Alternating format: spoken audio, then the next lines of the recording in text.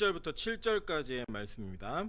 로마서 7장 1절부터 7절까지의 말씀, 저와 여러분이 한 절씩 교독하도록 하겠습니다.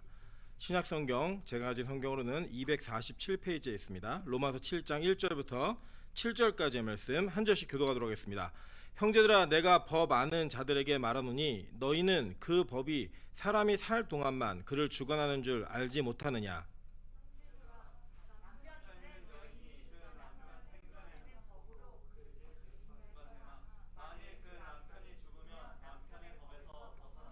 그러므로 만일 그 남편 생전에 다른 남자에게 가면 음녀라. 그러나 만일 남편이 죽으면 그 법에서 자유롭게 되나니 다른 남자에게 갈지라도 음녀가 되지 아니하느니라.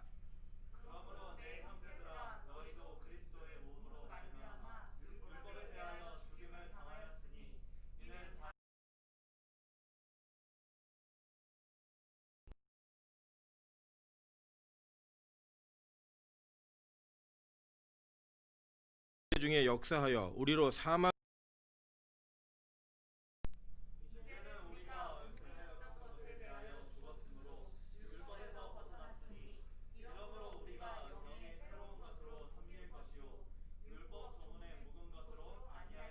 합동합니다. 그런즉 우리가 무슨 말을 하리요? 율법이 죄냐? 그럴 수 없느니라. 율법으로 말미암지 않고는 내가 죄를 알지 못하였으니 곧 율법을 탐내지 말라 하지 아니하였더라면 내가 탐심을 알지 못하였으리라. 아멘. 우리 주변에 있는 분들에게 또 화면을 보면서 이제 같이 대면하진 않지만 화면을 보면서 이렇게 한번 인사하도록 하겠습니다. 이렇게 보고 싶은 얼굴인지 몰랐습니다. 네, 우리 안에 계신 분들을 또 이렇게 인사하겠습니다. 이렇게 보고 싶은 얼굴인지 몰랐습니다. 네, 좀 이렇게 비대면이 되다 보니까 또 여러분 얼굴이 더 보고 싶네요. 어쨌든 이렇게 또 오늘도 최소 인원만 예배 드리고 있습니다. 오늘도 이제 그 주민센터에서 나왔더라고요. 나와가지고 이렇게 충분히 이야기하고 가면서 아마 계속 나올 것 같습니다라고 이렇게 얘기했습니다. 아무래도 방역이 어려움에 많이 노출되어 있는 것 같습니다. 그래서 교회들 특정하게 이렇게 문제가 일어났던 곳들에 대한 감시들을 조금 경계를 철저하고 있어서 저희도 더 조심하는 마음으로 이런 일들을 준비해가고 빨리 이렇게 마무리가 되어서 좀 크리스마스 전에 이렇게 좀 풀려가지고 다 같이 크리스마스 때 또 함께 모여서 예배했으면 좋겠다라는 그런 기대감을 좀 가져봅니다. 네, 오늘은 그 사도신경 강의 26번째 강의입니다. 로마서 7장 1절부터 7절까지의 말씀을 가지고 죄를 사하여 주신 것과 라고 하는 이 고백에 대한 내용들을 같이 한번 좀 공부하며 나눠보고 또 은혜 받는 시간 갖도록 하겠습니다.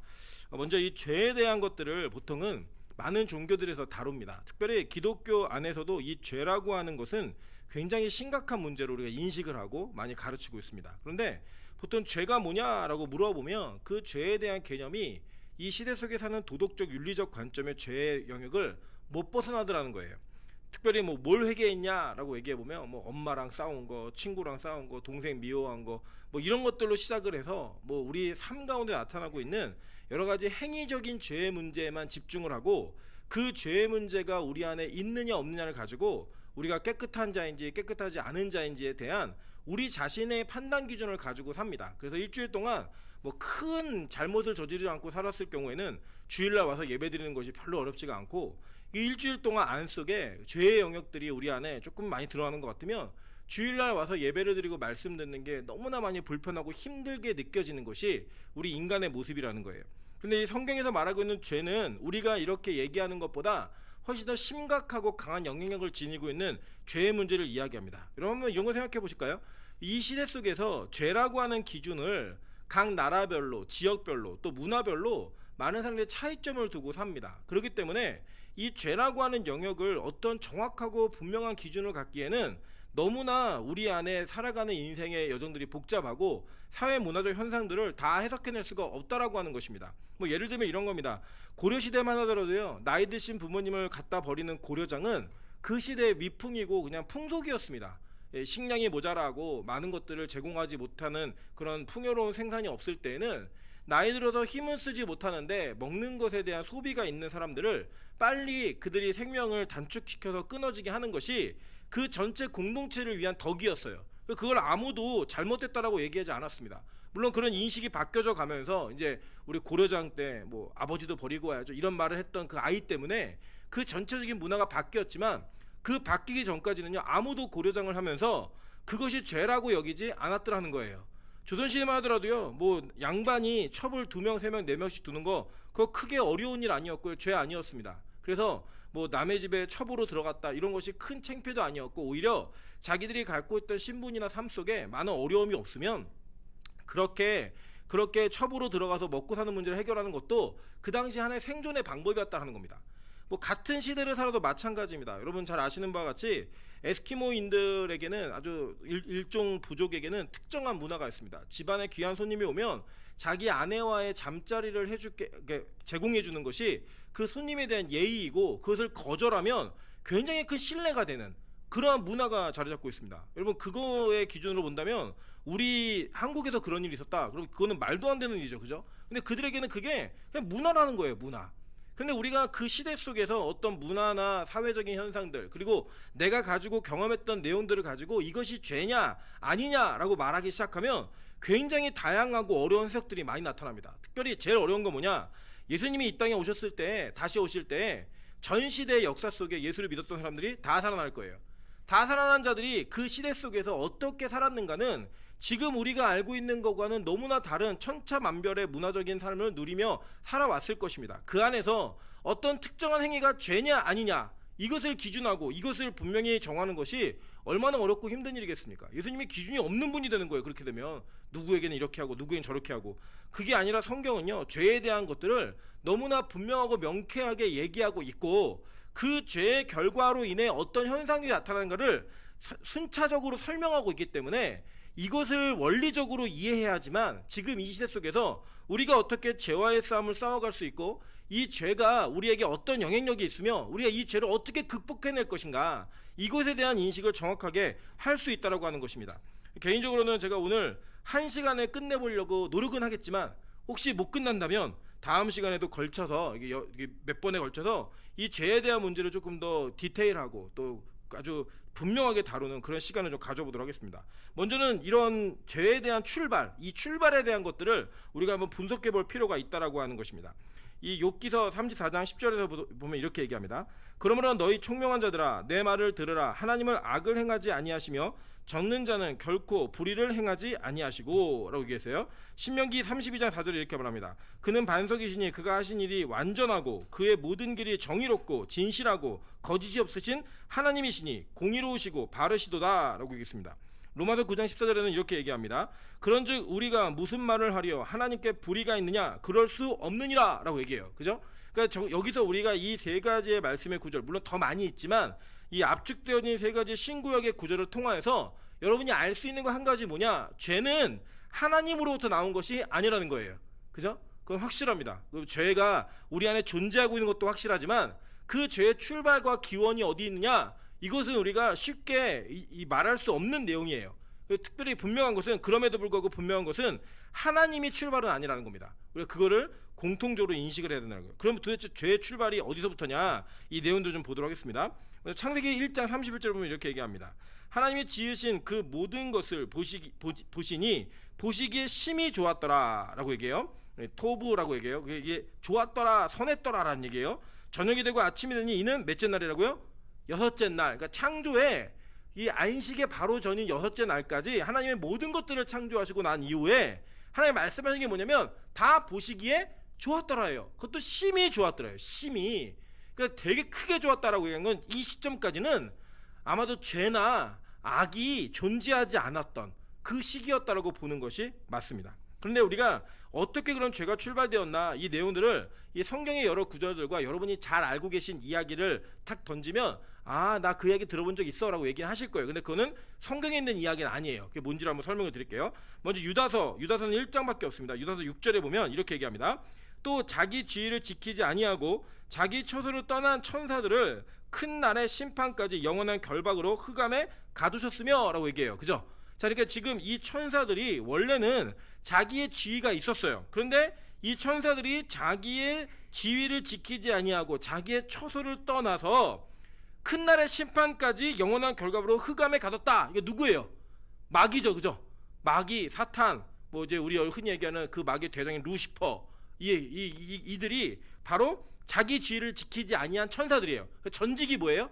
천사예요. 루시퍼는.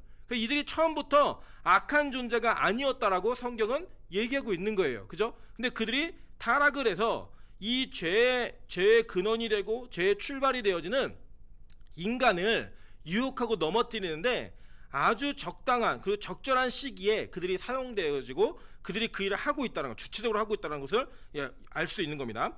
요한복음 8장 44절부터 45절에는요 예수님이 이렇게 말씀하십니다. 너희는 너희 아비 마귀에게서 났으니 너희 아비의 욕심대로 너희도 행하고자 하느니라. 그는 처음부터 살인한 자여 진리가 그 속에 없으므로 진리에 서지 못하고 거짓을 말할 때마다 제 것으로 말하니 이는 그가 거짓말쟁이요 거짓의 아비가 되었습니다. 내가 진리를 말하므로 너희가 나를 믿지 아니하는도다 라고 얘기해요. 그죠? 그러니까 예수님이 말씀하신 복음을 드러내지 못하는 그 당시의 유대인들을 보면서 예수님이 말씀하신 게 뭐냐면 너희들의 아비가 마귀이기 때문에 너희가 살인자여 거짓의 후손이기 때문에 내 말을 믿지 않는다라고 말한 거예요.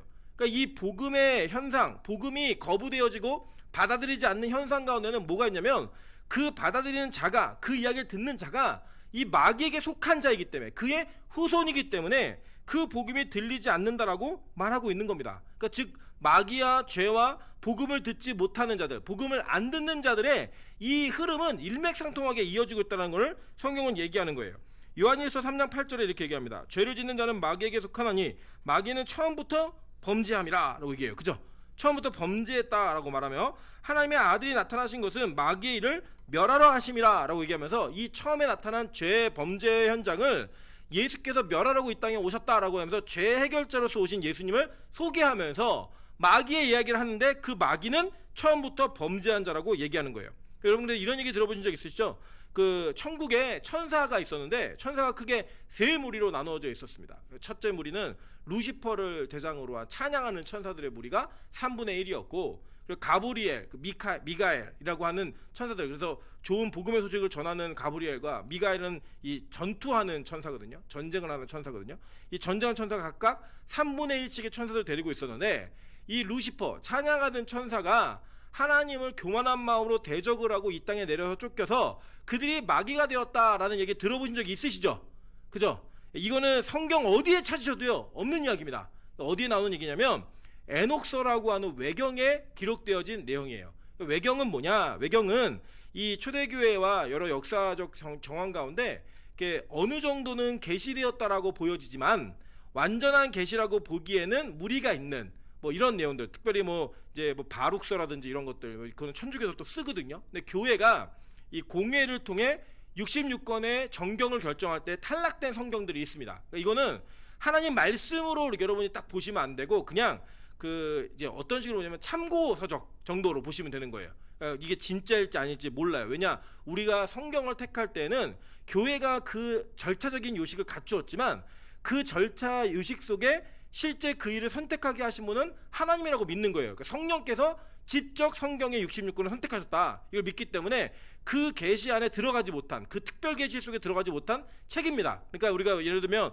뭐 신앙서적이나 간증책들 이런 거 읽잖아요. 그런 거 읽는 형태의 수준으로만 그냥 보시면 돼요. 근데 어려워요. 그러니까 그냥 한글로 번역된 거나 이렇게 쉽게 나온 그냥 이 성경을 잘 알려주는 그런 책들 보시는 게 더 좋아요. 어찌됐든 간에 그 시대 초대교회의 그 에녹서라고 하는 성경을 통해 많은 사람들이 이러한 내용들을 알게 되었고 그 알고 있는 내용들이 이렇게 전달돼서 온 거예요. 뭐 이런 것들을 종합해 보면 원래 천사들은 다 하나님을 예배하는 그런 인격적인 존재들로 인간과 같이 만들어진 존재였습니다. 그래서 이 존재가 하나님을 대적하고 하나님보다 높아지려는 마음을 가지니까 그들이 쫓겨나게 됐다는 거예요. 그리고 여러분 간지해 보시면 제가 이제 귀스타프 도레라는 사람이 그린 루시퍼의 추락이라고 하는 그림이 있습니다. 그러니까 하늘로부터 쫓겨 내려오는 그 마귀의 모습이 기록되어 있죠. 그래서 여러분 이제 그 귀신이 어떻게 생겼느냐 이런 거를 궁금해하시는 분들이 계시는데 귀신이 어떻게 생겼냐면요 거울 보시면 됩니다. 여러분처럼 생겼어요. 확 뿔나고 막 이렇게 생기지 않았어요. 그리고 재밌는 거는요 이 서양인들이 기도하다가 귀신을 보면 드라큘라 그리고 사신 아시죠? 낫 큰 거 들고 다니는 사람들 그런 귀신을 봅니다. 우리나라 사람들이 귀신을 보면 뭘 보죠? 하얀 소복에 머리를 풀어헤치고 그죠? 피를 질질 흘리고 있는 이런 귀신을 대부분 봐요. 그러니까 이제 그 정서와 문화 속에 우리가 가장 공포감을 느끼는 형상이나 그런 이미지를 빌려서 여러분을 공격하는 거예요. 그러니까 여러분 그거는 귀신의 실체가 아닙니다. 악의 실체가 아니라 우리가 가장 두려워하고 무서워할 만한 인식 속에 나타나고 있는, 사실 저는 개인적으로 드라큘라는 좀 안 무섭습니다. 멋있어 보이잖아요. 그냥 양복 젠틀하게 입고, 특별히 뭐 그 트와일라이트 이런 거 보면 막 드라큘라가 멋있게 생겼잖아요. 되게 잘생기고 막 이런 거 보면 안 무서운데 뭐는 무섭죠? 막 머리를 풀어헤치고 소복 입고 다니고 막 뭐 집에 운전하고 가는데 광주 길목에서 소복 입은 여자가 막 머리를 풀어헤치고 차를 세우면 세울까 안 세울까요? 전 절대 안 세울 것 같아요. 근데 양복 입은 드라큘라가 세우면 잠깐 서서 구경은 할 것 같아요. 어떤 그런 문화적인 차이가 있기 때문에 그림을 어떻게 그렸냐 뭐 이런 거는 별로 중요하지 않습니다. 그래서 보시면 이제 박쥐날개처럼 막 이렇게 그려놨잖아요. 그러니까 이런 이미지가 그냥 귀신이다라고 보시지 마시고, 그냥 이런 명화나 성화 같은 것들은 중세 시대 때 중세 교회가 대부분 그려낸 거예요. 그래서 예수님의 모습도 이렇게 훅 들어가고 툭 튀어나오고 파란 눈에 막 갈리아인처럼 머리 기르고 이렇게 계시잖아요. 그거는 사실 원래 유대인의 모습이 아닙니다. 그냥 지금 유럽인들의 모습을 그대로 이미지로 그냥 형상화 시킨 거예요. 그러니까 어찌됐든 간에, 근데 지금도 우리가 예수님 만났어 그럼 그런 이미지를 보잖아요. 그것처럼 실체 형상은 몰라요. 이 루시퍼가 어떻게 생겼는지 아무도 실체 현상은 모릅니다. 다만 그 이미지로 그려놓은 거예요. 아, 이게 악한 존재의 모습을 가지고 있겠구나, 이 정도의 개념으로. 자, 그런데 이 죄의 시작이 그들이 뭐였어요? 교만이었다는 거예요. 교만. 하나님을 찬양하는 무리들이었고 예배하는 인격적 존재들이었는데, 그들이 하나님보다 높아지려고 하는 마음, 적어도 대등해지려고 하는 그 마음으로 인하여서 그들의 3분의 1이 그들이 전쟁을 벌이고 이 땅으로 쫓겨나는 그런 일들이 벌어졌습니다. 그래서 이 쫓겨난 자들의 계획과 이들이 가지고 있는 최종적인 목표가 뭐냐면, 많은 사람들, 즉 자신들과 동일한 인격적 존재로 창조되어진 우리 인간이 동일하게 하나님을 대적하는 모습으로 살아가는 것, 이것을 추구해내고 만들어내는 것, 그것이 그들의 목표라는 거예요. 왜냐? 그들이 그런 모습으로 살았기 때문에 나중에는 어떻게 될 줄을 알고 있기 때문에 그들 스스로만 그렇게 무적행 속에서 영원한 고통을 당하는 것이 너무나 억울하고 그것이 너무나 비참하니까 누군가를 그것에 동참하기 위해서 노력을 하는 겁니다. 그래서 보세요. 이 첫 번째 범죄, 인간의 범죄 현장이었던 이 죄를 짓는 인간의 모습 속에서 악한 마귀가 뱀의 형상을 빌려서 뭐라고 꼬시는지 한번 보도록 하겠습니다. 창세기 3장 4절 말씀입니다. 7절까지요. 뱀이 여자에게 이르되 너희가 결코 죽지 아니하리라. 너희가 그것을 먹는 날에는 눈이 밝아져 하나님과 같이 되어 선악을 알 줄 하나님이 아심이니라. 여자가 그 나무를 본즉 먹음직도 하고 보암직도 하고 지혜롭게 할 만큼 탐스럽기도 한 나무인지라. 여자가 그 열매를 따먹고 자기와 함께 있는 남편에게도 주매 그도 먹은지라. 이에 그들이 눈이 밝아져 자기들이 벗은 줄을 알고 무화과 나무 잎을 엮어 치마로 삼았더라 라고 얘기합니다. 그러니까 지금 이 장면 속에 마귀가, 이 뱀이 여자를 꼬시죠. 여자가 이제 충동구매를 잘하잖아요. 시각이 약해가지고 본 게 눈에 뭐 나무를 본즉 먹음직도 하고 보암직득하고 이래서 먹는 거예요. 근데 먹는데 그냥 그것 때문에 먹은 게 아니라 뱀이 뭐라고 꼬시냐면, 야, 너 이거 먹으면 눈이 밝아져가지고 하나님같이 될 거야 라고 얘기했다는 거예요. 이게 누구의 모습이었어요? 악한 마귀가, 천사들이, 원래 타락하기 전에 그 천사들이 하나님처럼 되고 싶었던 그 마음이 있었잖아요. 그 마음을 그대로 여자에게 심어준 거예요. 근데 이 여자가 그걸 보고, 아 그래, 나도 하나님처럼 눈이 밝아져서 선악을 판단해야겠다 라고 생각하고 먹은 거예요. 여러분, 그래서요, 원래 인간은 창조됐을 때 우리에게는 선악의 판단의 기준이 없었습니다. 없다라고 하는 것은 비양심적이다가 아니에요. 그 상태는 어떤 상태냐면 하나님이 말씀하시는 것이 선이었어요. 하나님이 이거 해 그러면 그게 선이고, 하지마 그럼 그게 악이었어요. 그렇기 때문에 하나님의 명령의 부재, 그분이 존재하느냐 존재하지 않느냐에 따라 자기의 삶과 행동과 모든 것들을 하나님의 명령과 뜻을 따라 살아내는 삶, 그 삶이 선이었다는 것을 그들은 인식하고 그렇게 산 겁니다. 그냥. 그런데 그들에게 이 선악과를 따먹으면서 자기만의 하나님과는 다른 선악의 판단의 기준이 생긴 거예요. 여러분, 이 선악이라고 하는 이 선과 악의 개념은 우리가 얘기하는 도덕적 윤리적인 개념이 아니라 내 눈과 내 기준과 내 판단에 무엇이 옳고 그르냐, 무엇이 예쁘고 예쁘지 않느냐, 무엇이 맛있고 맛있지 않느냐, 이런 것들을 판단하는 모든 기준, 그게 생겼다는 거예요. 우리도 보면요, 이랬습니다. 예를 들어 어떤 안건이나 사건이나 이런 문제들을 대할 때 각자가 자기들이 가지고 있는 기준이 다 달라요. 교회라고 똑같지 않아요.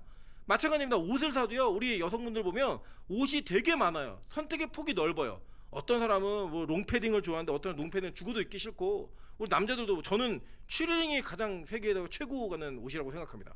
너무 편하고 좋으니까. 그런데 또 그걸 입으면 되게 싫어하는 사람들 많아요. 머리 스타일도요, 하고 오면 누구는 망했다 그러고 누구는 너무 예쁘다 그러고, 이렇게 각자의 판단 기준이 다른 거예요. 밥을 먹어도요, 우리 이렇게 뭐 청년들이랑 같이 이제 예배 섬기는 분들이 같이 밥을 먹으면 뭐 주문해라 그러면 각자 먹고 싶은 게 다 달라요. 다르고, 어떤 이는 뭐 순대 곱창 이런 거 쳐다보지도 않는데 어떤 이는 막 그것만 보면 환장하고 막 이런 이들이 막 있다는 거예요. 그 왜 그러냐? 다른 거 아니에요. 선악의 판단의 기준에 따라 그 각자가 자기 소견에 옳은 대로 행하고 뜻하고 원하고 움직이는 모든 것들이 결정되어지는 그 일이요, 원래는 없었어요. 원래 하나님만이 기준이었고 하나님만이 선이셨는데, 이 선악과를 따먹음으로 인해 우리 안에 그것이 뚫고 들어온 거예요. 뭐가 들어왔느냐? 선악을 판단하는 기준이 생긴 거예요. 그래서 여자가 그 열매를 따먹고 자기와 함께 있는 남편에도 같이 줬습니다. 여기 히브리어 원어를 그대로 이렇게 직역해 보시면, 우리 창세기 때 배우셨겠지만 남자가 멀리 있다가 이 사건을 당한 게 아니고요, 함께 있었어요. 그 자리에 뱀이 여자하고 대화할 때 함께 있었고, 그 뱀의 꼬임에 따라 여자가 따먹고 나서 남자에게 바로 줬습니다. 남자가 같이 먹은 거예요. 먹고 난 다음에 그들이 나타난 현상이 뭐예요? 그들이 벗은 줄을 알고 무화과 나무 잎을 엮어 치마로 삼았더라, 여기 얘기해요. 그죠? 그리고 이 전에는 벗은 거를 알았어요, 몰랐어요? 몰랐다는 거예요. 벗은 거를 몰랐고 벗은 것이 부끄럽지도 않았던 그 시간이 있었다는 거예요. 왜냐? 그들에게는 그것이 선과 악의 기준이 아니었다는 거예요. 이게 너무 똑같은 비유는 아닌데, 여러분 이런 거 한번 생각해 보시겠습니까? 저도 이제 아들을 키우는데, 이 아이가 재작년까지만 하더라도요, 뭐 사람들 앞에서 바지를 내리고 오줌을 넣게 하든 뭐 옷을 갈아입히든 자기의 나체가 사람들에게 공개되어도 그게 별로 그렇게 창피한 것이 아니었어요.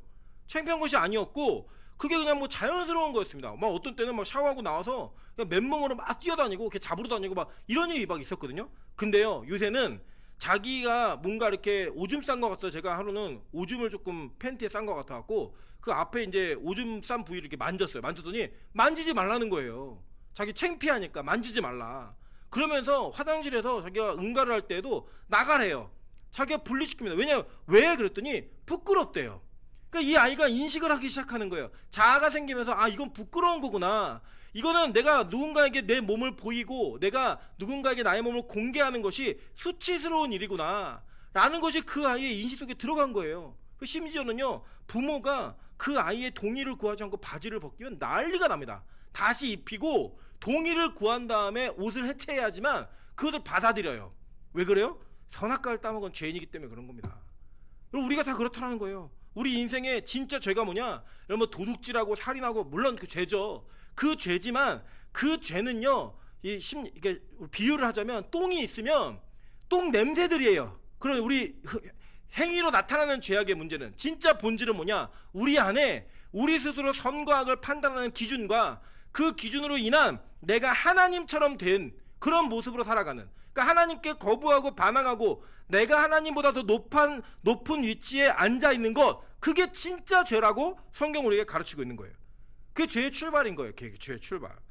자, 그럼 보시겠습니다. 창세기 3장 20절부터 24절 보시면, 여호와 하나님이 이르시되 보라, 이 사람이 선악을 아는 일에 우리 중에 하나같이 되었으니 라고 얘기해요. 그죠? 그러니까 진짜 선악과를 따먹고 하나님처럼 됐어요. 그게 뭐예요? 선과 악을 판단하는 기준을 갖게 된 거예요. 그러니까 원래 그건 누구의 고유 권한이었느냐? 하나님의 고유 권한이었다고요.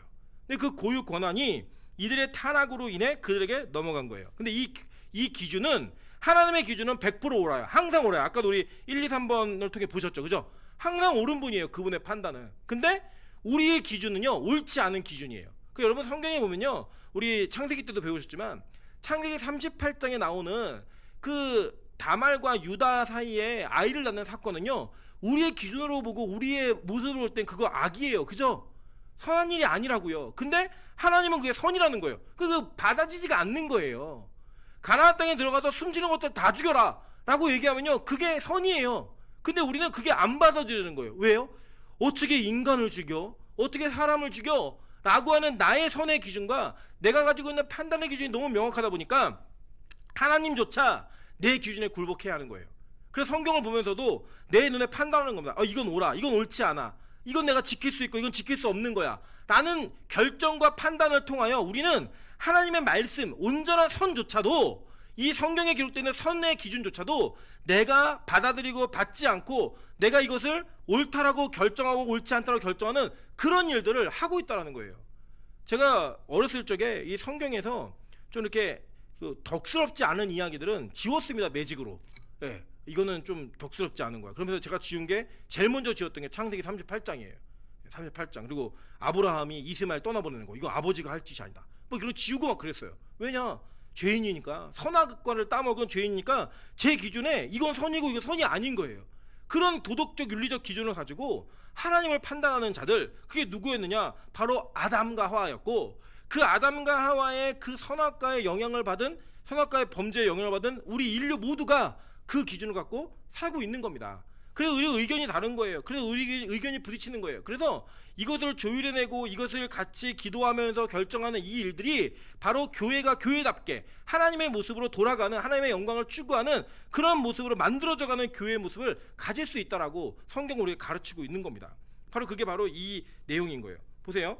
그 보니까 뒤에 얘기하죠. 계속 그가 그의 손을 들어 생명나무 열매도 따먹고 영생할까 하노라 하시고 라고 얘기해요. 그죠? 그러니까 이게 선악과를 따먹어서 쫓겨난 게 아니라, 우리 교인들이 다 아시죠? 왜 쫓겨났죠? 에덴 동산에서 죄된 상태에서 선악과를 생명나무 열매를 따먹고 영원히 살까봐, 그래서 분리해내신 거예요. 분리해내신 거예요.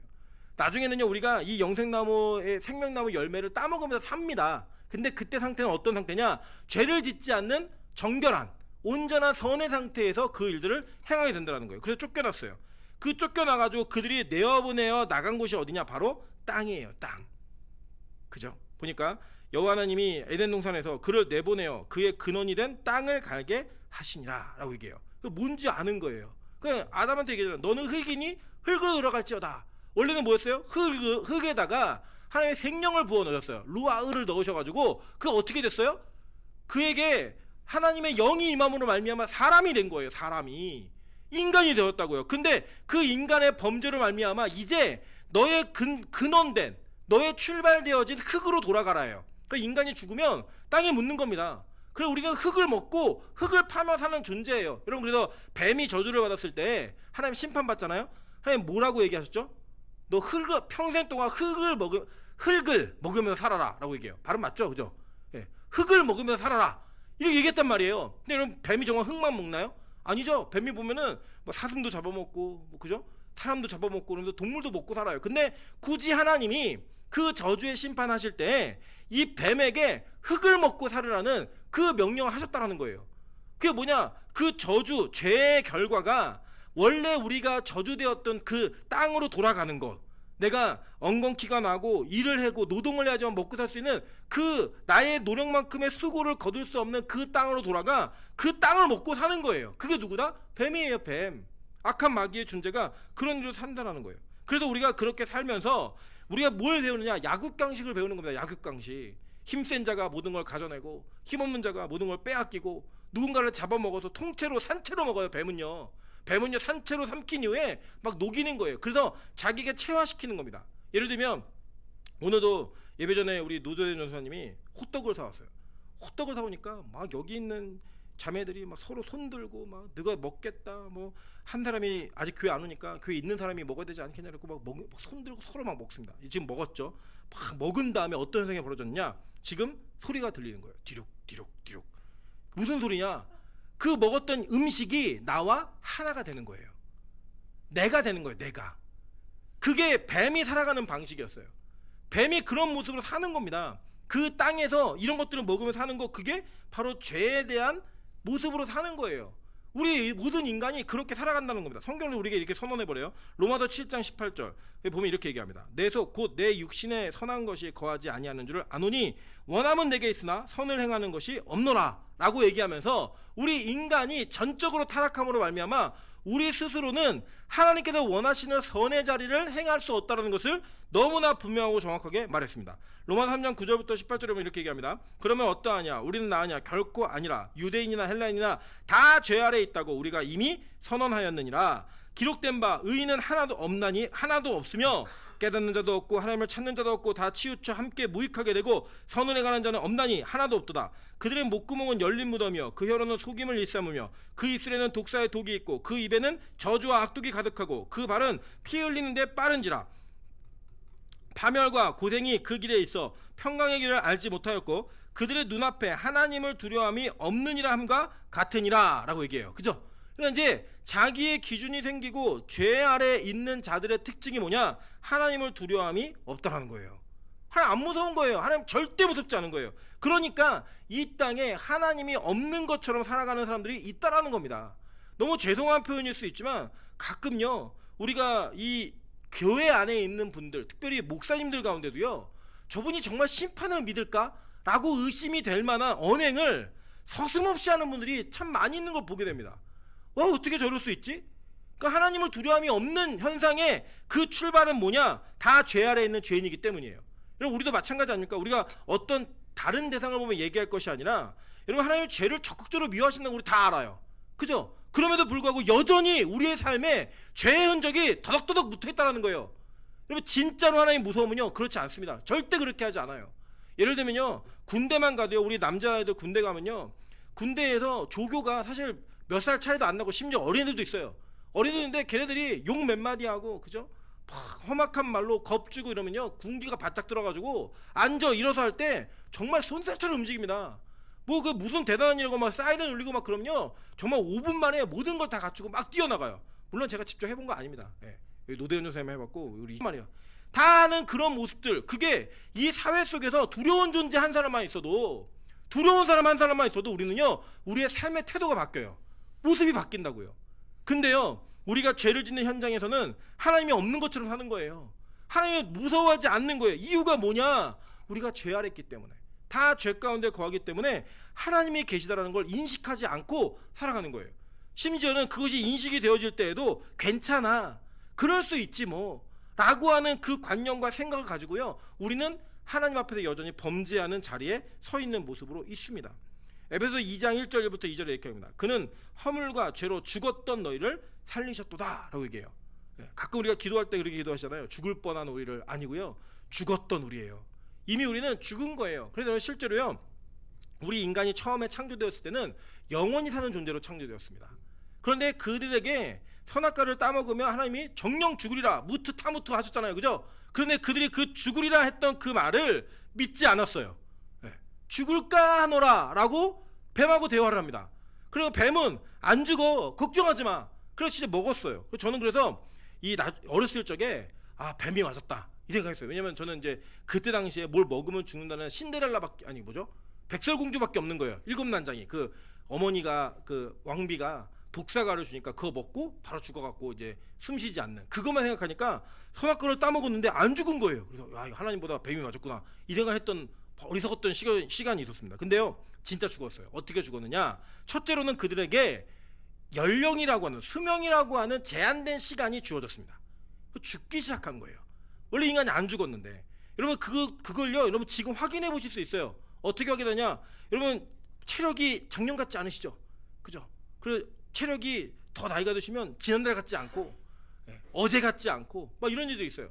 사실 제가 그 요새 저희 아내한테 많이 핍박받았던 것 중에 하나가 뭐냐면, 제가 이제 막 얘기할 때 당신은 너무 잠이 많어, 뭐 우리 교회 사역자들은 잠을 많이 자는 것 같아, 뭐 이런 얘기하면 저희 아내가 막 화를 냈어요.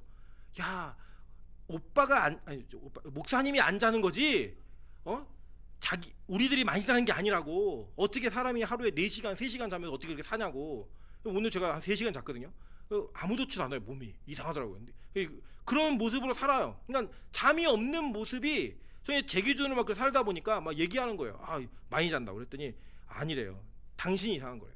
제가 요새 조금 몸이 옛날 같잖아. 이렇게 계속 살다가는 일찍 죽겠다 이런 생각이 들 정도로 약간 이렇게 조금 자면 잠이 이렇게 쏟아지는 그런 경향이 좀 있습니다. 그래서 요새는 좀 많이 자려고 노력을 이제 하려고 준비 중에 있습니다. 어찌됐든 간에 달라요. 몸이 달라져요. 왜 그러느냐? 여러분 선악과를 따먹은 이후에 여러분 죽어가고 있는 겁니다. 그리고 여러분의 죽음은 결정되어져 있는 겁니다. 첫째는 그렇게 육체적인 죽음이 왔어요. 두 번째는 뭐가 왔느냐? 관계적인 죽음이 왔습니다. 원래요 여러분 왕따가 왜 무섭죠? 왜 우리가 혼자 되는 것이 두려운 거죠? 두려운 건 뭐냐? 함께 있는 사람이 없다라고 하는 거, 그리고 관계가 끊어져서 혼자라는 외로움은 여러분의 정서적인 것들을 다 죽게 만듭니다. 그리고 외롭게 이렇게 혼자 우울증에 걸려서 방에서 나오지 않고 계속 혼자만 있다가 하는 사람들의 대부분이 밝지 않잖아요. 그죠? 어둡고 침울하고 삶에 의욕이 없고 이런 일들이 막 벌어져요. 근데 이게요, 인간끼리의 관계는 괜찮아요. 이 사람과 끊어지면 다른 사람과 맺으면 돼요. 심지어는 연인과 헤어져도 다른 남자 만나면 됩니다. 다른 여자 만나면 돼요. 문제 안 돼요. 그런데 하나님과의 관계가 끊어지는 건요, 정말 너무나 힘든 거예요. 관계성이 무너지는 건 정말 너무 힘든 것입니다. 그 관계성이 무너져 버린 거예요. 그래서 하나님이 두려운 존재가 되었습니다. 하나님이 어려운 존재가 된 거예요. 그래서 하나님이 그들을 찾으실 때 그들이 숨어요.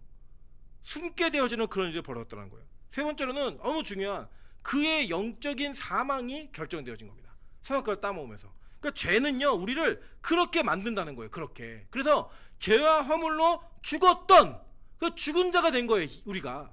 근데 그 자들이 살아나게 됐다라고 얘기해요. 왜? 이건 복음으로 말미암아 살아나게 된 건데, 여기 뒤에 보시면 그때, 그러니까 죽었을 때 너희는 그 가운데 행하며 이 세상 풍조를 따르고 공중의 권세 잡은 자를 따랐으니 지금 불순종의 아들들 가운데 역사하는 영이라. 이 누구예요? 마귀 따라 사는 거예요. 마귀 따라 세상의 풍조를 따라 살고 이 세상의 공중의 권세 잡은 자, 그래서 이 세상의 권력과 힘과 능력을 취하고자 하는 열정과 욕심이 하나님의 관계성, 하나님을 향한 관계성보다 훨씬 더 중요한 그런 모습이 되어졌다라는 거예요. 그래서 여러분, 요새 그런 일들 많이 있을 수 있잖아요. 그죠? 우리 안에 예배보다도 더 중요한 사건들이 생기고 예배보다 더 바쁜 일 생기고 이런 일이 있습니다. 제가 우리 빛가소금교회 그 교인분들께서 다시 예배가 시작되면 모두 다 돌아오실 분들이라는 건 확실히 믿고 있습니다. 그럼에도 불구하고 여전히 제가 여러분에게 기도하는 것이 무엇이냐면, 하나님, 우리가 각 처소에서 몸이 떨어져 예배를 드리지만 이 예배 드리는 순간에도 하나님과의 관계성이 무너지지 않는 진짜 예배를 가정마다 드릴 수 있게 도와주세요 라는 기도를 빼먹지 않고 합니다. 왜냐, 이것은요, 관계성이 무너지는 것은 죄의 결과이기 때문에 여러분이 이미 죄와 접하고 있다는 거예요. 그게 무슨 도둑질하고 훔치고 이래서가 아니라 하나님과의 단절됨, 이것은요 반드시 죄의 영역이라고 성경 우리에게 말하고 있다는 거예요. 보세요, 이 죄가 그런데 어떻게 우리에게 들어왔느냐. 로마서 5장 12절 보니까 그러므로 한 사람으로 말미암아 죄가 세상에 들어오고 죄로 말미암아 사망에 들어왔나니 이와 같이 모든 사람이 죄를 지었으므로 사망이 모든 사람에게 이르렀느니라 라고 얘기해요. 여러분, 이게 뭐냐면요, 성경에도 대표적으로 아담과 하와의 죄가 우리에게 전달되어진 그 원리를 대표의 원리라고 이야기를 합니다. 여러분, 솔직히요, 여기 이 중에 앉아 계신 분들 중에 선악과를 구경해 보신 분 있으실까요? 한 분도 안 계시죠? 예, 저도 없습니다. 근데 이 서양에서는 선악과가 무슨 나무였을까, 이제 중세시대 신학자들이 할 일이 없어갖고 그런 거 연구했어요. 그래서 뭐 연구했냐면, 실제 그 시대에는 어떤 논문이냐면, 바늘 끝에 천사가 몇 명 앉을 수 있을까, 뭐 이런 논문. 그리고 성수에 파리가 빠지면 파리가 성수로 인해 거룩하게 됐는가, 아니면 성수가 파리로 인해 더러워졌는가, 이런 게 논문 주제였어요.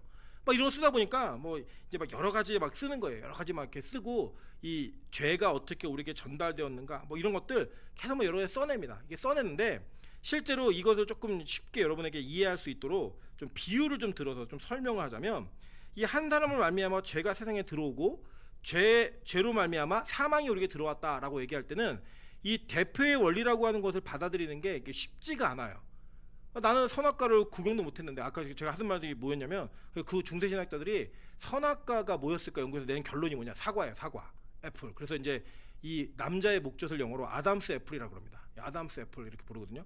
이 사과인데 그 아니에요. 몰라요, 뭔지. 그리고 이제 생명나무는 포도나무다 이렇게 얘기하는데 그것도 몰라, 사실. 그러니까 모르는 겁니다. 근데 어떤 중요한 건 뭐냐, 그들이 그것을 먹었다라는 거예요. 먹었어요. 여러분, 솔직히 선악과 껍데기라도 핥아보셨어요? 우리 망도 안 봤어요. 근데 그 우리 죄라고 얘기하면 억울하잖아요. 여러분, 뭐 전도하다 보시면 이해되시죠? 당신은 죄인입니다 라고 얘기할 때 못 받아들여요. 아, 나는 죄 짓고 안 살았는데요, 나는 정말 착하게 살았는데, 이런 얘기들 대부분 많이 하십니다. 그 이유가 뭐냐, 그들은 아담과 하와가 몇 년인지도 모르는, 수천 년 전에 따먹은, 몇만 년인지도 모르는 그 시간 속에 따먹은 그 선악과가 자기의 죄에 책임이 있다라고, 죄책이 있다라고 못 받아들이는 거예요. 못 받아들이는 거예요. 그거를 이제 이 바울이 뭐라고 설명하냐면 대표의 원리로 설명을 해주는 거예요. 그 내용이 뭐냐면, 여러분 쉽게 받아들이는 겁니다. 예를 들면요, 제가 자주 하는 비유인데, 우리 2002년도에 월드컵이 우리나라에서 있었습니다. 그죠? 한일 월드컵이 있었죠. 그때 우리나라가 정말 미친 듯이 열심히 뛰어가지고 4강까지 올라가는 쾌거를 이루었습니다. 그 당시 그 쾌거를 이루는 과정 속에 16강에 이탈리아라고 하는 어마어마한 대적을 만났어요. 그 만났을 때 여러분 우리가 정말 극적으로 1대0으로 끌려가다가 한 골도 못 넣었던 설기현이 눈 감고 찬 공이 들어가고, 그죠? 안정환이 뒤도 안 보고 한 헤딩이 들어가가지고 이겼어요. 이기는 날 뭐 어마어마한 일이 벌어졌습니다. 여러분 그 일에 우리가 왜 같이 열광했죠? 여러분은 2002년도에 한일 월드컵 때 우리나라 축구 선수 대표를 뽑을 때 여러분 한 번도 관여한 적이 없어요. 투표했습니까? 아무것도 안 했어요. 그냥 그들이 그냥 우리나라에서 공을 제일 잘 차니까, 잘 찬다고 하니까 그냥 믿은 거예요. 개인적으로 뭐 얘는 아니야 뭐 여러 가지 판단이 있을 수 있겠지만 적어도 가장 노멀하게 공통되어진 의견으로 이 사람들은 우리나라에서 공을 제일 잘 차는 23명이야 라고 하는 공통되어진 그 베이스가 그들을 우리에게 대표라고 부르는 한국의 대표라고 우리가 인정해 준 거예요. 그래서 그들이 이겼죠. 그 이겼을 때 온 거리와 온 나라가 들썩들썩했습니다. 마치 우리가 이긴 것처럼. 스페인을 8강에서 이겼을 때도 마찬가지였죠. 그때도 우리나라가 대단한 승리를 거뒀고 우리 전 국민이 다 승리한 것처럼 다 날뛰었어요. 왜죠? 우리의 국가대표가 이겼기 때문이에요. 그리고 그 국가대표는 우리나라에서 공을 제일 잘 차는 23명이었어요. 여러분 만약에 그러한 자격으로 그들이 우리의 대표가 될 수 있다라고 한다면 인류의 시조인 아담과 하와가 우리의 대표가 될 가능성이 있어요, 없어요? 있잖아요. 그죠? 여러분 찬수가 이사 갈 때 자기 의견을 내놓지 않습니다. 부모가 결정해주는 데는 따라가요. 아버지가 결정하고 어머니가 결정한 대로 그 아이가 옷을 입고, 물론 이제 요새는 반항도 하지만 자기 먹을 걸 설정해요. 새우튀김 들어간 김밥 내놔 이렇게 설정을 정확히 해요. 멸치 볶아서 김 풀어서 미역국에 말아줘 이런 얘기를 정확히 한다고요. 자기 의견을. 그런데 그 전에 의견을 얘기하기 전에는 대부분 부모가 결정해주면 그대로 따라와요. 그리고 그 결정에 의해서 이 아이가 어떤 인생을 살게 될지가 어느 정도 결정이 됩니다. 어렸을 때 환경이. 그죠? 그게 바로 대표의 원리예요. 그렇다면 인류의 처음에 시작인 아담과 하와가 선악과를 따먹은 것을 인류 전체의 대표가 범한 죄로 보는 것이 무리입니까? 아니에요. 여러분 실제로 우리 삶 속에 그런 걸 받아들이는 경우가 되게 많다고요. 되게 많고요. 그걸 자연스럽게 수긍해요. 그거를 성경은 그대로 얘기하는 거예요. 반대로 마찬가지예요. 죄의 문제도 해결하는 것이 우리 여러분의 각자가 그 죄의 대가를 다 치러내므로 해결하는 게 아니에요.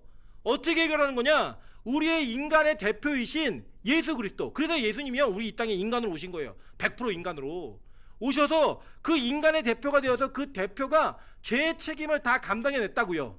율법을 완성해냈다고요. 그것이 우리에게 전가되어서 그 대표의 원리에 따라 예수 안에 속한 자들이 구원을 받는 거예요.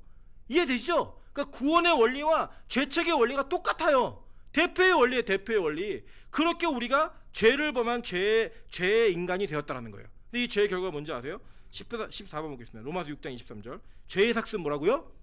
사망이래요. 사망. 여러분 이게 얼마나 무섭냐면요, 죄의 삭시라고 하는 것은 그 대가라는 거예요. 대가. 그 대가가 뭐냐? 사망이라는 거예요. 사망. 그럼 무슨 특정한 죄, 우리 인간사에서는요 뭐 사람을 뭐 난도질해서 죽이고 막 토막살인을 하고 몇 명씩 연쇄살인을 저지르고 이래야지 죽잖아요. 죄의 경중에 따라. 빵 훔쳤다고 죽이진 않아요. 그죠? 그런데 하나님의 법은 너무나 엄격해가지고요, 이 하나님의 법에 뭐라도 하나 걸리면 죽는 거예요. 그냥 이게 율법입니다. 이게 율법. 그리고 야고보서 2장 10절, 제가 오늘 늦진 않았는데 이 2장 10절에 보면 뭐라고 얘기해요? 다 지키다가, 사람이 율법을 다 지키다가 어느 하나를 범하면 모든 것을 다 범한 자가 된다는 거예요. 그러니까 여러분 우리 안에서요 뭐 저 인간은 안 되는 인간이야 라고 손가락질할 수 있는 자격이 아무도 없어요. 왜냐? 우리요 누구든지 율법의 기준을 다 갖다 들이대면요 하나는 반드시 걸려요. 그죠? 심지어는요 구약의 율법은 행위에 집중되어져 있어요. 물론 이제 탐내지 말라 이런 것도 있지만 예수님이 이 땅에 오셔가지고 그 율법을 더 자세하게 그 의미를 해석해 주셨는데, 그 해석이 뭐냐면 마음으로 음욕을 품은 자, 눈으로 음욕을 품은 자마다 다 이미 간음한 자라는 거예요. 행위의 문제가 아니라 죄의 경향성조차 우리 안에 살아있을 때 그것을 동일한 죄범한 자로 본다는 거예요. 그 누가 자유로워요? 아무도 자유로울 수 없어요. 근데 우리가 인간이요 그 와중에도요 내가 결정하는 거예요. 나는 선, 너는 악. 쟤는 선한 사람, 쟤는 악한 사람. 이걸 결정해가지고 그 결정의 기준에 따라 그 모든 것들을 판단하고 정죄하는 일들을 하고 있는 거예요. 근데 결론은 뭐예요? 다 죽는 거예요. 다. 그게 바로 죄라는 겁니다. 그래서요 성경은요 이러한 죄의 근원되어지는 이 죄를 뭐라고 얘기하느냐? 원죄라고 얘기해요. 원죄. 이 원죄는 선악과의 죄가 우리 모든 인류에게 그대로 투영되어지고 전가되어진 이 죄를 원죄라고 얘기하는 겁니다. 그러면 자범죄는 뭐냐? 이 자범죄, 원죄의 영향 속에서 이 자범죄가 우리에게 실제로 나타나는 현상, 그게 죄인 거예요. 원죄가 있으니까 누굴 미워하게 되는 거고, 원죄가 있으니까 때려서 누굴 뺏고요, 누군가 걸 갖기 위해 그 사람을 불리한 거짓말도 하고, 이런 여러 가지 일들을 한다는 거예요. 왜 그러냐? 원죄의 영향으로 인해 그 일이 벌어진다는 거예요. 보세요. 갈라디아서 5장 19절부터 21절입니다. 육체의 일은 분명하니 곧 음행과 더러운 것과 호색과 우상숭배와 주술과 원수 맺는 것과 분쟁과 시기와 분냄과 당짓는 것과 분열함과 이단과 투기와 술 취함과 방탕함과 또 그와 같은 것들이라. 전에 너희에게 경계한 것 같이 경계하노니 이런 일을 하는 자들은 하나님의 나라를 유업으로 받지 못할 것이요 라고 얘기했어요. 그죠? 이 죄의 삭시 사망이에요. 근데 이 사망이 어떤 사망이냐면 으악 그리고 죽는 그런 사망이라면 괜찮아요. 차라리 그러면 여러분 감당할만 하죠. 열심히 죄 짓고 일평생 좀 살다가 딱 죽고 끝난다. 얼마나 좋아요. 그러면 여러분 저는요 그저 이렇게 뭐 죄 안 짓고 살아 노력 안 할 거예요. 근데 죄의 결론이 뭐냐? 계시록 20장 7절부터 10절에 보니까 이렇게 말합니다. 천년이 참에 사탄이 그 옥에서 놓여 나와서 땅의 사방 백성 곡과 마곡을 미혹하고 모아 싸움을 붙이니 그 수가 바다의 모래 같으리라. 그들이 지면에 널리 퍼져 성도들의 진과 사랑하는 성을 두르매 하늘에서 불이 내려와 그들을 태워버리고 또 그들을 미혹하는 마귀가 불과 유황못에 던져지니 거기는 그 짐승과 거짓 선지자도 있어 세세토록 밤낮 괴로움을 받으리라. 그죠? 우리 이번에 그 제7의 안식교 배우다 보니까 제7의 안식교 특히 이제 그 인본주의적 신학을 하시는 분들은 영원 멸절설이라는 것을 믿습니다. 그게 뭐냐면 지옥 가는 백성이 있는데 그 지옥 가는 백성이 영원한 지옥이 아니라는 거예요. 특정한 기간 동안에 있다가 그 영혼이 소멸된대요. 아예 없어지는 거예요. 여러분 그거는요 오히려 복입니다. 왜 복인 줄 아세요? 고통이 끝나요. 고통이 끝난다고요. 영원 멸절은 복이에요. 더 비참한 게 아니라. 근데 성경은 뭐라고 얘기했냐? 세세토록 밤낮 괴로움을 받으리라. 고통이 끝나지 않는 거예요. 안 죽어요. 안 죽는데 고통이 계속돼요. 이게 바로 죄의 결과라는 거예요. 계속 볼게요. 계시록 20장 8절 보니까 21장 8절입니다. 그러나 두려워하는 자들과 믿지 아니하는 자들과 흉악한 자들과 살인자들과 음행하는 자들과 점술가들과 우상숭배자들과 거짓말하는 모든 자들은 불과 유황으로 타는 못에 던져지리니 이것이 뭐라고요? 둘째 사망이래요. 첫째 사망은 뭐였어요? 우리가 선악과를 따먹고 우리의 생명이 물리적 육체적으로 끝나요. 생체학적으로. 그런데 그 첫째 사망과 더 다른 사망은 뭐냐? 둘째 사망은 뭐냐? 우리가요 죄인들도 지옥 가는 인간들도 예수님 재림하셔서 다 살아납니다. 우리 이제 다음 시간에 또 배울 텐데 몸이 다시 사는 것과 배우거든요. 이 몸이 다시 산다라는 건요 믿는 자들에게만 일어나는 현상이 아니에요. 죄인에게도 동일하게 일어나는 일입니다. 몸이 다시 살아요. 그래서 또 죽어요. 어떻게 죽느냐?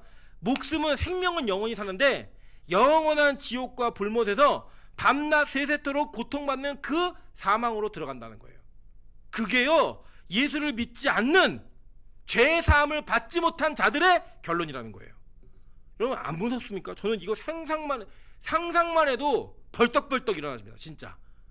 와 내가 이 고통을 어떻게 받지? 저는 항상 농담처럼 말씀드리지만 진담이에요. 여러분 다 지옥 가셔도 천국 갑니다. 저는 이거 너무 무섭습니다. 진짜. 이 일이 제 인생에 벌어지지 않기를 진짜 소망하는 마음으로 제가 하나님 앞에 어떤 수단과 방법을 가리지 않고 그분을 붙들어서 믿음으로 저는 천국 갈 겁니다. 제 의지가 아닌 하나님의 열심을 따라. 그거예요. 그거. 성경은요 오늘 이 사도신경을 암송하고 있는 하나님 성부와 예수 그리스도 성자와 그리고 성령과 교회 그리고 그 공동체를 신뢰하고 믿는 자들에게 주시는 축복으로 얘기하고 있는 거예요. 죄를 사하여 주시는 것과 실제로 구약에서 이 죄를 어떻게 해결했느냐 보니까 이렇게 얘기합니다. 출애굽기 24장 4절부터 8절에 보니까요. 모세가 여호와의 모든 말씀을 기록하고 이른 아침에 일어나 산 아래에 제단을 쌓고 이스라엘 12지파대로 12기둥을 세우고 이스라엘 자손의 청년들을 보내어 여호와께 소로 번제와 화목제를 드리게 하고 모세가 피를 가지고 반은 여러 양푼에 담고 반은 제단에 뿌리고 언약서를 가져다가 백성에게 낭독하여 듣게 하니 그들이 이르되 여호와의 모든 말씀을 우리가 준행하리이다 라고 얘기해요. 자 이게 어떤 장면이냐면요 모세가 출애굽기 20장에 십계명을 받아요. 그 십계명을 받은 이후에 그 이후에 율법에 대한 내용들을 받습니다. 그 율법 받은 내용을 기록해가지고 이스라엘 12지파의 기둥을 세우고 이스라엘 자손의 청년들을 모아가지고 번제 화목들을 준비한 다음에 그 소에게서 나온 피, 그 짐승에서 나온 피를 갖다가 반은 양푼, 여러 양푼에 넣고 반은 제단에 뿌려요. 뿌린 이후에 얘기하는 거예요. 낭독해서 이게 말씀을 선포하는 거예요. 그 선포했더니 이 백성들이 우리가 여호와의 모든 말씀을 준행하겠습니다 라고 얘기해요. 그랬더니 모세가 그래 잘했다 이게 아니고요, 그 양푼에 있는 피를 가지고 여호와의 백성에게 뿌리며 이르되 이는 여호와께서 이 모든 말씀에 대하여 너희와 세우신 언약의 피니라 라고 얘기해요. 여러분 여기에는 이중적 의미가 있는데, 첫째는 이 말씀을 지키지 않으면 너네 다 죽어 이런 의미가 있어요. 동시에 어떤 의미가 있느냐, 피 흘림은 죄사함과 직결적으로 연결되어 있습니다. 레위기에 분명히 나와요. 피 흘림 없이는 죄사함이 없느니라. 이 피를 갖다 뿌림으로 말미암아 지금 그들이 우리가 여호와의 율법을 지키겠습니다 라고 말한 그 범죄의 현장 속에 하나님의 은혜가 어떻게 임할지, 너희들의 의지와 힘으로 준행함으로 말미암아 구원받는 존재가 아니라 핏버림으로 말미암아 덮여지는 존재야 라고 가르치고 있는 거예요. 그 구약도요 율법으로 구원받는 게 아니고요, 구약도 언약의 피로 구원받는다고 분명히 말씀하고 있다는 거예요. 여러분, 그래서 여러분이 어떤 특정한 행위를 하고 하지 않고 이러한 문제가 여러분의 구원을 증명해내거나 구원을 선포할 수 있는 가능성을 제시하지 않는다라는 거예요. 오히려 성경은 우리가 그렇게 살 수 없다라고 선언해버렸어요. 근데 우리는요, 내가 조금 깨끗하게 사는 것이 있는 것 같으면 그게 없는 사람들을 비난하고요, 내가 다른 사람보다 이걸 조금 더 잘하는 것 같으면 그 못하는 것들을 비난하며 사는 거예요.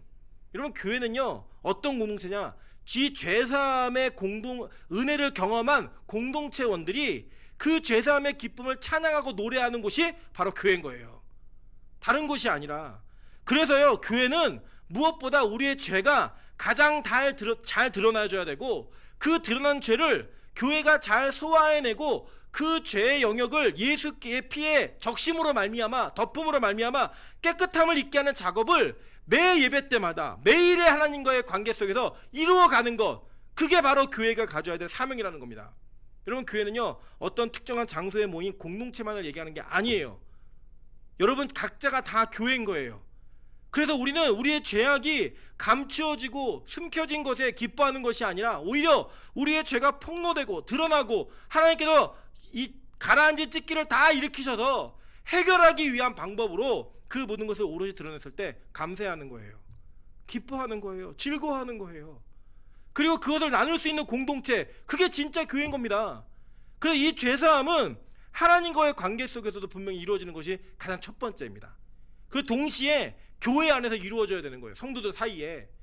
우리 안에 여러분 섭섭한 일 있잖아요. 교회 생활 30년 하면서 다 좋은 일만 있으셨겠습니까? 여러분, 뭐 저도 마찬가지죠. 우리 부교육자들이 저에 대해서 뭐 좋은 마음만 있겠습니까? 아니에요. 뭐 대놓고 막 얘기해요. 싫은 마음, 나쁜 마음 다 있죠. 근데 그게 여러분 그렇게 좋은 관계로만 이어지는 관계가 진짜 있겠습니까? 부부 사이에도 없는데? 없어요. 근데 그것을 용서하는 거, 죄를 용서해주고 죄를 이해해주고 예수 그리스도 앞에 그 죄를 내어놓음으로 말미암아 핏부림의 은혜로 말미암아 모든 것이 사해졌다는 것을 같이 믿어주고 선포해주는 거, 그게 교회가 하는 일이라는 거예요. 그래서 여러분, 교회는요 그 사람이 이전에 어떤 삶을 살았던, 어떤 모습으로 살았던 간에 그 살아가는 이 모습의 과거의 모습을 가지고 앞으로 살아갈 모습을 예단하고 그 사람을 낙인 찍으면 안 됩니다. 그게 정죄예요. 그게 정죄. 예를 들어 우리 이주환 강도사님이 교회 헌금 훔치다 걸렸어요. 헌금 훔치다 걸려갖고 막 드러난 거예요. 막 CCTV에 찍히고 막 다 고발하고 막 성도들이 다 본 거예요. 그거를. 가다가 막 헌금 흘리고 막 다 드러난 거예요. 그 다음에 회개하고 이분을 살렸어요. 그 다음에는 우리가 어떤 모습이냐면 이주환 강사님이 헌금통 근처만 가면 다 지켜보는 거예요. 거기를. 그게 뭔지 아세요? 정죄예요. 그게 정죄입니다. 그의 회개와 그의 잘못함에 대한 반성을 용서해, 또 속더라도 또 그가 실수하더라도 용서하고 이해하고 세워가는 게 그게 교회인 거예요. 그가 돌이킬 마음만 있다면, 그가 정말로 철저하게 고치고 싶다면. 여러분, 제가 반문해 볼까요? 여러분, 진짜 여러분의 죄가 한 번에 끊어지시던가요? 내가 마음 먹으니까 단번에 끊어지시던가요? 아니잖아요. 우리 솔직히 말하면 먹는 거 하나 조절 못하는 인간들이에요. 제가 살 빼야지 3년 전부터 얘기하고 있어요. 안 돼요. 먹는 거 하나 조절하지 못하는 내 모습 속에 죄를 조절할 수 있을까요? 아니요, 저는 절대 그럴 수 없다고 생각해요. 왜냐? 죄는요 지을 때 즐거워요. 죄는 지을 때 신나요. 그럼 여러분 보세요. 죄 지을 때 2시간 3시간 짓는 거 별로 어렵지 않습니다. 기도 2시간 하는 건 너무 힘들어요. 우리는 죄에 최적화된 인생으로 만들어져 온 사람들이에요. 그런 우리가 감히 누구를 정죄하고 감히 누구를 용서했다 안 했다를 결정할까요? 없는 거예요. 그 사람이 주님 앞에 용서함 받고 싶고 회개의 마음만 있으면 핏뿌림으로 말미암아 그 핏뿌림의 언약을 신뢰하면서 그의 변화되어진 삶을 기대하고 그의 변화되어진 삶의 모습이 드러날 수 있도록 도와주는 게 교회인 거예요. 심지어는 예수님이 이렇게 말씀하셨어요. 너희 노력으로 구원받는 게 아니라 뭐라고 얘기하냐면 요한복음 6장 53절부터 58절입니다. 예수께서 이르시되 내가 진실로 진실로 너에게 이르노니 인자의 살을 먹지 아니하고 인자의 피를 마시지 아니하면 너희 속에 생명이 없느니라. 내 살을 먹고 내 피를 마시는 자는 영생을 가졌고 마지막 날에 내가 그를 다시 살리리니 내 살은 참된 양식이요 내 피는 참된 음료로다. 내 살을 먹고 내 피를 마시는 자는 내 안에 거하고 나도 그의 안에 거하나니 살아계신 아버지께서 나를 보내심에 내가 아버지로 말미암아 사는 것 같이 나를 먹는 그 사람도 나로 말미암아 살리라 라고 얘기해요. 그죠? 그럼 뱀이 원래 뭐 먹었어요? 흙 먹었다고요. 이 땅의 원리와 이 세상의 풍조를 먹으며 사는 존재였다고요. 그 존재가 다시 영원한 생명으로 살아가는 방법이 유일한 방법이 뭔지 아세요? 예수를 먹는 거예요. 그 예수를 자기의 음료로 자기의 양식으로 먹으며 참된 양식과 참 음료로 참된 음료로 먹고 마심으로 말미암아 그 예수가 아까 호떡 먹은 게 내 몸이 되듯이 그 예수가 나의 몸속으로 들어오는 거예요. 나와 혼연일체가 되는 거예요. 그래서 그 예수를 말미암아 산다는 고백, 그 고백만을 할 수 있는 자가 진짜 구원을 얻는 죄사함의 용서함을 입는 자라고 성경은 선언하는 겁니다. 그래서 여러분 우리가 사는 법은 딱 한 가지예요. 예수 먹는 거예요. 예수 먹고 사는 거예요. 우리 그러잖아요. 나는 곱창 없으면 못 살아. 나는 된장찌개 없으면 못 살아. 나는 어떤 특정한 음식 없으면 못 살아 라고 하는 그 고백이 나는 예수 없으면 못 살아 라는 고백으로 바뀌어야 되는 거예요. 예수를 먹으면 사는 거예요. 뭘 먹어요? 말씀 먹는 거죠. 그분이 하신 말씀, 그분이 하신 삶을 돌아보며 그 삶이 내 삶으로 뚫고 들어오기를 기대하는 거예요. 우리는요 그거 아니고선 방법이 없는 자들이에요. 왜냐? 우리 뱀은요 이 예수의 발 뒤꿈치를 문 자들이에요. 처음부터 거짓말하던 살인자들이에요. 우리의 거짓과 탐욕이 가득해서 죄로 말미암아 점철되어진 모든 인생 가운데 그 어떤 방법으로 해결할 수 없는 죄의 가중됨이 우리 각자에게 다 있는 존재들이에요. 그 존재가 유일하게 살 방법이 뭔지 아십니까? 바로 이 떡을 먹는 자는 영원히 살리라. 이 떡을 먹는 자는 영원히 살리라. 예수 먹는 거예요. 그거 먹으면 사는 거예요. 그래서 이 떡을 누가 먹는 줄 아세요? 이 삶 속에 할 거 다 해보고 해볼 거 다 해봤는데 거기에 생명이 없다는 걸 아는 자들만 이 떡을 찾게 돼 있어요. 그래서 성경은 얘기합니다. 로마서 5장 20절에 율법이 들어온 것은 범죄를 더하게 하려 함이라. 그러나 죄가 더한 곳에 은혜가 더욱 넘쳤나니. 그래서 여러분 죄를 가리는 것이 복이 아니고요, 죄를 숨기는 것이 복이 아니고요, 여러분에게 얼마나 죄가 가득하고 죄가 있는지를 고백하는 것이 여러분의 복이에요. 왜냐? 그 죄가 여러분을 놓지 않는 사슬로 묶고 있고 그 죄에 가득 차 있는 내 모습을 발견하는 순간 우리는 우리 스스로에게 소망이 없다는 걸 발견해요. 그 유일한 소망 되시는 내가 예수 아니면 살 수 없으리라는 그 고백이 예수를 먹고 사는 자로 우리를 막 만들어내고 바꿔낸다라고 얘기하는 거예요. 그래서 하나님은 우리에게 율법이라는 걸 주신 겁니다. 우리의 죄를 깨닫게 하기 위해서. 그래서 하나님은요 아담과 하와가 선악과를 따먹을 때 그 따먹는 선악과를 허용하신 거예요. 하나님 몰랐을까요? 그들이 그 선악과를 따먹고 있는 그 장면을 보고서도 그냥 모르고 지켜보고 있었을까요? 아니에요. 아셨어요. 그러나 그 과정이 있어야지만 진짜로 하나님만을 붙드는, 예수 그리스도를 붙드는 삶을 살 수 있기 때문에 하나님께서 우리에게 그것을 허용하신 거예요. 죄가 하나님부터 나온 게 아니라 인간이 하나님처럼 되고 싶어하는 그 교만한 마음을 허용하신 거예요. 그래서 여러분 오늘 읽은 여러분의 본문이 그걸 얘기해 주는 거예요. 죄로 말미암아 우리가 깨닫게 된 거예요. 그리고 그 죄에 대해서 죽은 자가 되고 사망에서 열매 맺던 자들이, 죄의 정욕이 우리에게 역사하여 사망의 열매 맺게 했던 그 자들이 이제는 그 얽매였던 것에 대해 죽었으므로 율법으로 벗어나 새로운 소망인 예수를 잡게 된 거예요. 여러분 죽으세요. 어떻게 죽냐? 여러분의 말씀이, 이 말씀이, 성경이 여러분을 죽일 때까지 그 말씀을 여러분에 받아들이세요. 말씀을 먹으세요. 그럼 죽어요. 왜 죽는지 아세요? 이 말씀을 대할 때마다 내가 얼마나 죄인지를 보는 거예요. 내가 얼마나 쓰레기 같은 인생인지를 발견하는 거예요. 그래 죽는 거예요. 내 자아가. 왜 자가 죽는 거예요? 제가 아까도 우리 교회 지체들과 대화를 나누면서 이런 얘기 하더라고요. 기도를 하면 할수록 더 할 수밖에 없는 존재가 됐대요. 옛날엔 기도가 뭐 해달라는 기도였는데 이제는 자기 걸 내려놓고 하나님의 뜻을 받아들이는 훈련이 되는 기도가 자꾸 나온대요. 그러면 이게 힘들다는 거예요. 힘들죠. 언제까지 해야 되냐고요? 죽을 때까지요. 왜요? 우리는요, 우리 자아가 부정되지 않으면 뱀처럼 악한 마귀처럼 하나님처럼 되고 싶었던 욕망과 욕구가 불쑥불쑥 올라오는 존재예요. 언제든지 끝까지 우리를 죽여내는 거예요. 그걸 전문적 용어로 뭐라 그러냐? 자기 부인이라고 얘기하는 거예요. 자기 부인. 나의 육체의 소욕을 부정하고 부인함으로 말미암아 내가 그 율법의 죽은 자가 되어서 새로운 남편인 복음의 은혜에 접한 자가 되는 그것. 그게 바로 하나님이 우리를 향한 계획이라는 거예요. 그 경험을 한 자가 진짜 죄 사함을 경험한 자라고 성경은 우리가 가르치고 있는 거예요. 그리고 제가 마지막에 도표 하나 넣었습니다. 이거 창세기 3장 할 때 가르쳤던 건데요. 하나님이 우리를 만드실 때요, 우리는 선을 행할 수도 있고 죄를 지을 수도 있는 자유의지를 주셨어요. 그게 우리 단계였어요. 우리 관계. 근데 우리가 죄를 지었죠. 타락함으로 말미암아 우리는 이제는 죄를 지을 수밖에 없는 존재로 살아가고 있는 거예요. 근데 이 죄를 지을 수밖에 없는 존재 속에서 내가 얼마나 쓰레기 같은 인간지를 발견하고 예수에 대한 소망을 자꾸 가지면서 그분을 사모하다 보면 어떤 일이냐? 실패 계속해요. 여러분 실패하는 건 당연한 겁니다. 실패한다고. 그런데 진짜 구원받은 자는 실패했다고 낭망하지 않아요. 넘어져 있지 않아요. 다시 일어나는 거예요.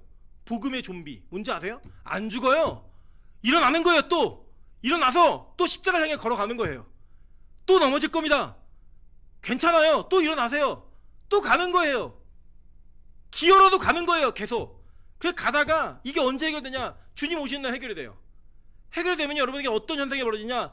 이전에 내가 이 세상에서 죄에 묶여서 정말 나를 죽이지 못해서 그 죄에 얽매였던 내 자신이 너무 비참하고 너무 안타까운 거예요. 근데 그걸 벗고 나니까 너무 기쁜 거예요. 너무 좋은 거예요. 나 옛날로 돌아가고 싶지 않아.